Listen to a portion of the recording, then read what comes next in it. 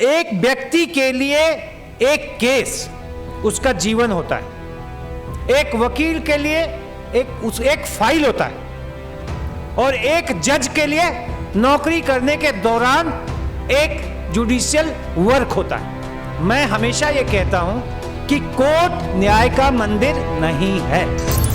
गौर से सुनिएगा, वो संत रास नहीं आया सत्ता को, लेकिन जेल में सत्ता नहीं भेजती है। आप सांस लेते हैं और मुर्दों की तरह जीते हैं, आप जिंदा नहीं हैं, चाहे किसी के भी शासन हो। आखिर जब भी आप देखें, आज ये एडमिटेड फैक्ट है कि 80% जो जजेज हैं हाई कोर्ट और सुप्रीम कोर्ट के, वो कुछ परिवार से हैं, उसी पार्टी के विचारधारा या उसके सेवा किए हुए लोग हाई कोर्ट और सुप्रीम कोर्ट के जज बन जाते हैं। ये ऐसा ताना बाना है जो पूरे करप्शन का सूत्रधार भी है और इनका बाप भी है।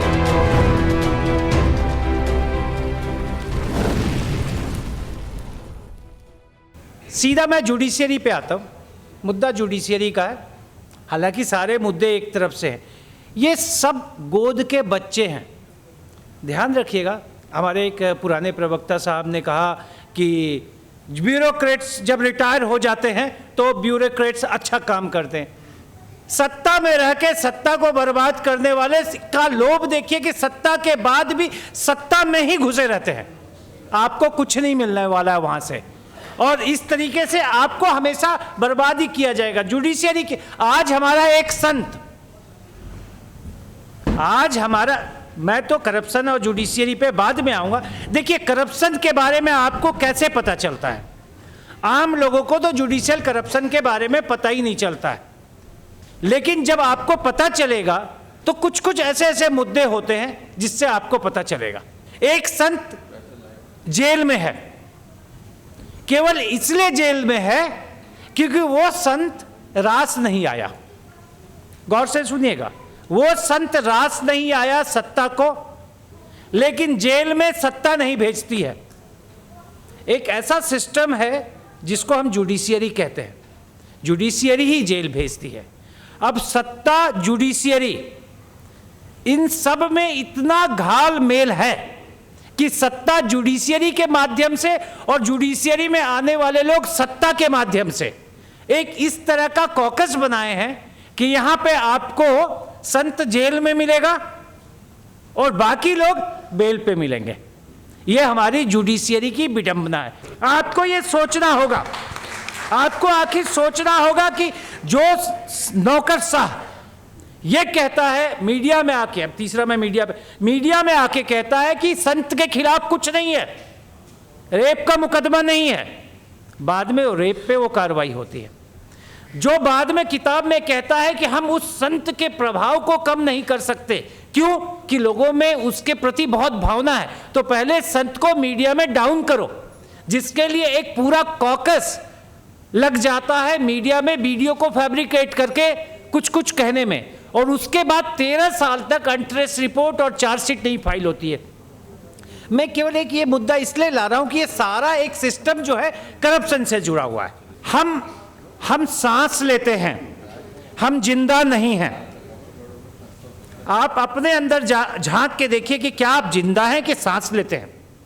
आप सांस लेते हैं और मुर्दों की तरह जीते हैं, आप जिंदा नहीं हैं, क्योंकि आपको दिखता ही नहीं है करप्शन। आपको जब करप्शन की बात बताएंगे, एक डिस्ट्रिक्ट लेवल पे आ जाएं आप, आखिर एक व्यक्ति को पोक्सो की कोर्ट में रेप में 1 साल में या 6 महीने में जमानत हो जाती है। नंदा BMW केस में पूरे साल से पहले उसको बेल दे दिया जाता है। एक करप्शन में हजारों करोड़ का घोटाला कहीं चीफ मिनिस्टर का बना होता है, कोई तड़ी पार है और कुछ है, मैं नाम लिए बिना आप लोग सब समझदार हैं। कानून और कोई साक्ष्य के अभाव के बिना भी कई लोग हैं जो 20-20 साल से जेल में पड़े हुए हैं। क्या हमारे उच्च न्यायालय को या उच्चतम न्यायालय को ये सारी चीजें सिवाय मीडिया में या कुछ स्टेटमेंट देने के अलावा नहीं मिलता? क्यों? आखिर क्यों? इसलिए कि जो ये सत्ता का ताना बाना बुना गया है, ये इस तरह से बुना गया है जिसमें ये चाहते ही नहीं है कि ताना बाना हटे। चाहे किसी के भी शासन हो। आखिर जब भी आप देखें, आज ये एडमिटेड फैक्ट है कि 80% जो जजेज हैं हाई कोर्ट और सुप्रीम कोर्ट के, वो कुछ परिवार से हैं।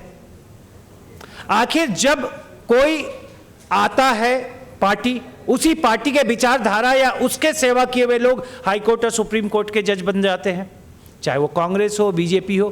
तो जब आप किसी विचारधारा से जुड़ के आप जज बनते हैं हाई कोर्ट और सुप्रीम कोर्ट के, तो विचार उसी धाराओं को आप सपोर्ट करते हैं। और उसके बाद एक और चीज है, लॉलीपॉप, रिटायरमेंट बेनिफिट का लॉलीपॉप।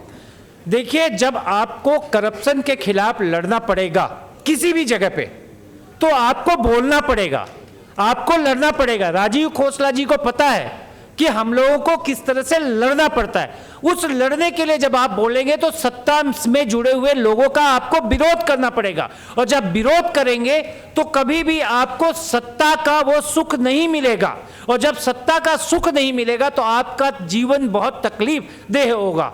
इसलिए जब आप स्वराज की तरफ जुडिशियल रिफॉर्म्स में के द्वारा करप्शन के लिए बोलना शुरू करेंगे, तो क्या आप अपने जीवन में कांटों पे चलने के लिए आप तैयार हैं? जब आप कांटों पे चलने को तैयार हैं तो आप करप्शन की बात करें।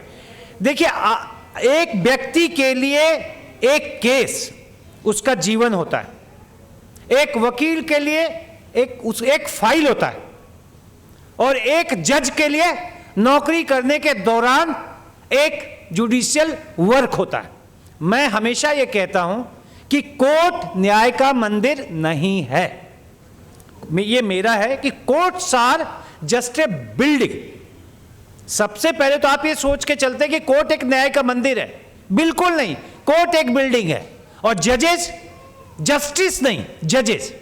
ये आप सोचते हैं कि ये न्याय देने वाले, तो इस मिथ को खत्म कर दीजिए। वो ऑफिसर्स है, गवर्नमेंट एम्प्लॉय आज के डेट में हो चुके हैं। और उससे भी बड़ी चीज है जो मैं अब आता हूं तीसरा, कानून पे। कानून का ताना बाना और कानून के लैंग्वेज इतने कठिन शब्दों में लिखे गए हैं कि आम आदमी को वो समझ में ही नहीं आता है। और उसका मैं आपको सिंपल एग्जांपल देता हूं कि यदि आप किसी जमीन के मालिक हैं और आपके पास उसकी पक्की रजिस्ट्री है, और आप पे कोई कब्जा कर लिया, और आप कोर्ट को जाके कहते हैं कि ये मेरी रजिस्ट्री है, और आपका वकील समझदार नहीं है, और वो रजिस्ट्रार से ओरिजिनल डीड यदि संबंध नहीं कराया गया, तो आपकी ओरिजिनल सेल डीड होने के बावजूद भी आप उस कानून के ताने बाने के चलते उस जगह को वापस नहीं ले सकेंगे। और आप मालिक के कागजात होने के बाद भी यह कानून का ताना बाना है। आपके पास यदि आपका क्रिमिनल केस है, आज की डेट पे मैं एज ए क्रिमिनल लॉयर आपको कह सकता हूं कि 90% जो सजा होती है, उस 90% में सजा का जो मेन कारण है वो वकीलों के द्वारा गलत पूछे सवाल है। पीपी साहब हमारे बैठे हुए हैं, ये पुराने हैं, उनको पता है। बड़े खुश हो जाते हैं जब डिफेंस काउंसिल शुरू करता है बोलने के लिए, और वो जब सवाल पूछने लगता है, आपको जब पीपी साहब कुछ ना बोलते दिखे और कोने में बैठे दिखे, समझ जाइए वकील साहब का काम बढ़िया नहीं चल रहा है। क्योंकि जहां चुपता सवाल आया, कोने में बैठे पीपी साहब बिल्कुल पूरे ताकत से आ जाएंगे, नहीं ऐसा नहीं होगा। तो 90% तो प्रोसिक्यूटर का काम। अब आप देख लीजिए, ये करप्शन केवल पैसे का करप्शन नहीं होता है। आप अपने वकील के सामने अपने फाइल को लेके गए हैं, और वो वकील यदि आपका कॉम्पिटेंट नहीं है और वो सही तरीके से काम नहीं कर रहा है, तो ये मेंटल करप्शन है। तो जुडिशियल सिस्टम में दो तरह के करप्शन हैं। एक करप्शन वो जो पैसे से है, और दूसरा मेंटल करप्शन, एंड तीसरा इनकॉम्पिटेंसी करप्शन। और इसमें सबसे बड़ा जिम्मेवार करप्शन में, जुडिशियल करप्शन में सबसे बड़ा जिम्मेवार कौन है? आप कहेंगे पार्लियामेंट, मैं कहूंगा नहीं। आप कहेंगे हाई कोर्ट सुप्रीम कोर्ट जज, मैं कहूंगा नहीं। आप कहेंगे प्रोसिक्यूटर, मैं कहूंगा नहीं। आप कहेंगे ट्रायल कोर्ट जजेस, मैं कहूंगा नहीं। तो आप पूछेंगे कौन? तो मैं कहूंगा कि ये करप्शन का सबसे बड़ा जिम्मेवार हम लॉयर्स हैं। We are responsible. क्यों? क्योंकि ये बोलने में हिम्मत चाहिए। क्योंकि कस्टोडियन ऑफ लॉ जो है वो सुप्रीम कोर्ट बेशक नाम से हो, लेकिन एक्चुअल कस्टोडियन ऑफ लॉ जो है वो लीगल फ्रेटर्निटी है। और लीगल फ्रेटर्निटी में भी कौन जिम्मेवार? हमारे बार एसोसिएशन और बार काउंसिल ऑर्गेनाइजेशंस। उनका काम यह है कि जुडिशियल सिस्टम के एज ए गार्जियन उनको यह देखना पड़ेगा कि सिस्टम में यदि बार एसोसिएशन मजबूत हो जाए और बार एसोसिएशन के लीडर मजबूत हो जाएं, तो मैं आपको दावे से कह सकता हूं कि कोर्ट के जजेस की हिम्मत नहीं होगी ट्रायल कोर्ट में कि वो करप्ट हो जाए। जब जब कोई कानून क्राइसिस में या जब जब कोई कानून किसी इमरजेंसी में पब्लिक को सेटिस्फाई करने के लिए लाया जाता है, वो कानून ड्रैकोनियन हो जाता है। और इसलिए 498 पोक्सो या 2012 की चीजें, 2012 में जो रिफॉर्म्स आए, ये एक क्राइसिस में लाया गया था और इसलिए ये ड्रैकोनियन है। जब तक आप जाग के, पढ़ के और लड़ के, और ध्यान रखिएगा जब रास्ता कठिन आप चुनते हैं ना, तो उन रास्तों के कांटों की परवाह नहीं कीजिएगा। आपके पैर से हर वो निकले हुए खून जो कठिन रास्ते में आपके पैरों से निकले, उसे अपने माथे का तिलक बना के ताज की तरह बोलते रहिए। और ध्यान रखिएगा राक्षसों की परीक्षा कभी नहीं होती। और साथ में अपनी ये मैंने मेरे लाइफ का ये जितने चीज़ें मैं अपनी जीवन की ज़रूरतों को इतना कम कर दीजिए कि इस तरह के युद्ध में जब आप निकलें तो आपके जीवन की ज़रूरतें आपके रास्ता का बाधक न बने। धन्यवाद।